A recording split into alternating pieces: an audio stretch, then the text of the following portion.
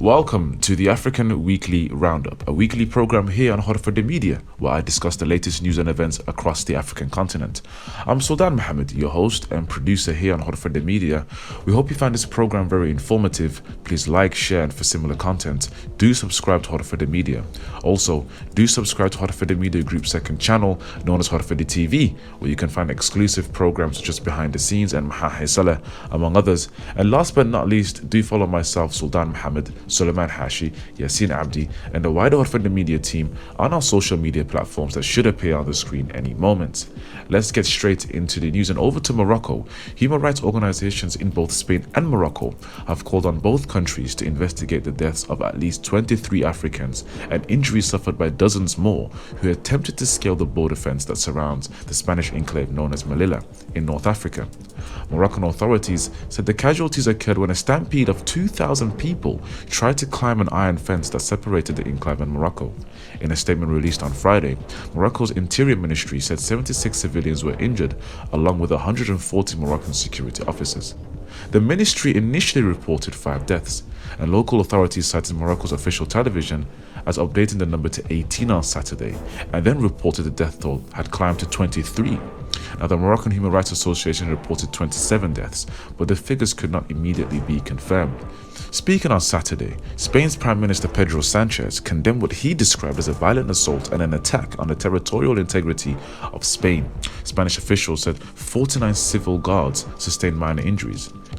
His remarks came as the Moroccan Human Rights Association shared videos on social media that appear to show dozens of migrants laying on the ground, and many of them motionless and a few bleeding as Moroccan security forces stood over them.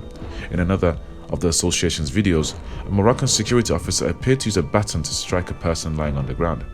Now, the Moroccan Association for Human Rights, or AMDH, in a series of tweets on Saturday, called for a comprehensive and quick and serious investigation into Friday's events and published videos of the aftermath of the attempted mass crossing. 5 rights organizations in Morocco and APDHA, a human rights group based in the southern Spanish regions of Andalusia, also backed a call for a probe. They urge authorities not to bury those killed until after formal investigations.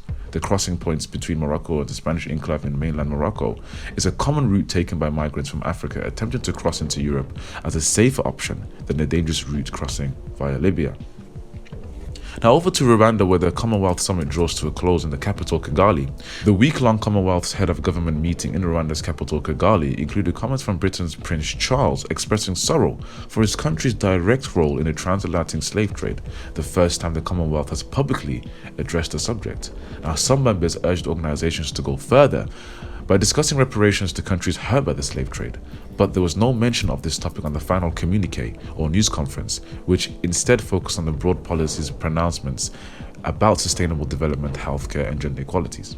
And the heads of government made broad commitments on Saturday to address climate change and boost trade, including a summit aimed at shoring of the relevance of the group that evolved from the British Empire. A Living Lands Charter stated the Commonwealth's countries would work to implement previously signed international deals like the Paris Climate Agreement. Additionally, Gabon and Togo were newly accepted into the Commonwealth, part of a trend of French-speaking African states seeking new alliances beyond Paris's old networks of influence. The group, who has 56 members ranging from India to the tiny Pacific island of Nauru, covers some 2.5 billion people, or about 1/3 of the world's population. It presents itself as a network for cooperation, but critics say it needs to carve out a more concrete role and be less of a talking shop. The head of the Commonwealth is Queen Elizabeth of the United Kingdom. Now, the Secretary General of the Commonwealth, Patricia Scotland, stated that and highlighted rising trade between Commonwealth members, which she said is expected to hit $2 trillion per year by 2030, after collapsing during the COVID-19 pandemic. Now over to Somalia. Somalia's parliament on Saturday unanimously endorsed Hamza Abdi Barre as the new prime minister, paving the way for the creation of a new government. All 220 lawmakers present gave their support to Barre's appointment, and he was then sworn into office, the parliament speaker Adam Madobe said. Barre told Parliament he would form a quality government that would focus on creating inclusive political stability in line with President Hassan Sheikh Mohamud's motto of a reconciled Somalia that is at peace with the globe. Somalia's new administration faces a raft of challenges, including the completion of a constitution, which has been going on for nearly 2 decades, the delivery of direct elections, which has not happened in Somalia since 1967, as well as a humanitarian crisis which over 2 million people are in starvation, and finally the security threat from Al-Shabaab, which continues to cause problems in the southern region of the country. The Prime Minister, who was an MP from the federal member state of Jubaland, was chosen earlier this month by President Hassan Sheikh Mohamud, who was elected by Parliament in May after a long delayed and stormy voting process. President Hassan Sheikh Mohamud did not himself appear at the parliamentary session after he said on Friday that he had tested positive for COVID-19 following a week-long trip to the United Arab Emirates. Now, on his visit to the UAE, President Hassan Sheikh Mohamud reached an agreement with the UAE President Mohammed ibn Ziyad on a variety of areas, including security, trade, and humanitarian support. Now, the UAE pledged $20 million to the Somali government to support the drought relief. Now, fighting continues in Mali against terrorist insurgents. The National Armed Forces announced on Friday that more than 60 alleged terrorists were killed in the country's troubled central region. It is there that the suspected jihadists massacred more than 130 civilians only last week. Now, authorities also reported that 2 lookouts were neutralized in a separate operation in the south of the country. 8 suspected terrorists were arrested. The military announcement came on the same day as the prime suspects of the latest mass killings reportedly rejected any responsibility in the attack. The Malian government blamed the group Messina Katiba for the massacre of the civilians in 2 nearby towns in the central part of the country. And the Al-Qaeda affiliated terror group was created in 2015 and has reportedly occupied the towns in the central region of Mopti despite the pressure. Since 2012, the terrorist threat has spread from Mali to central and neighboring Burkina Faso and Niger, which there has been numerous deaths and killings by terrorist organizations in those regions as well. And in the bloodbath, thousands of civilians have been forced to flee the Sahel region.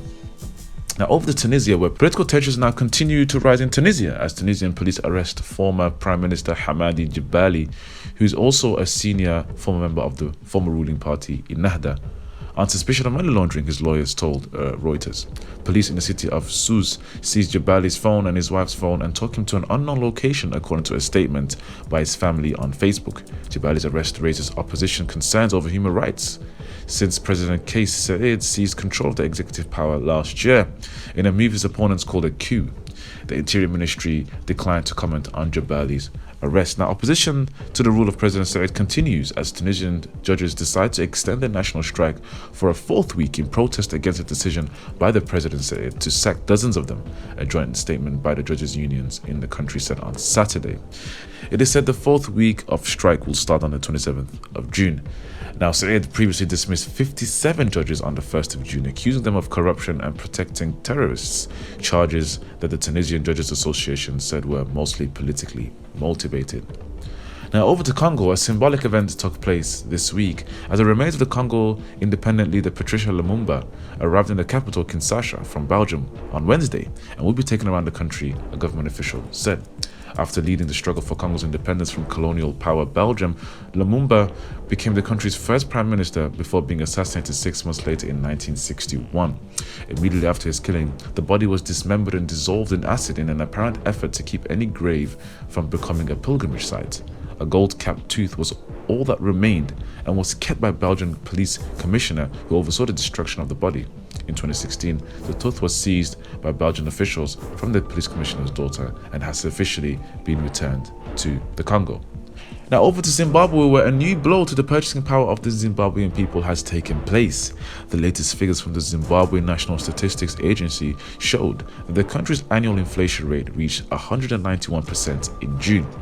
The Southern African nation already suffers from sanctions that have exacerbated the pre-existing economic crisis, a context that makes it increasingly difficult for the population to afford a living.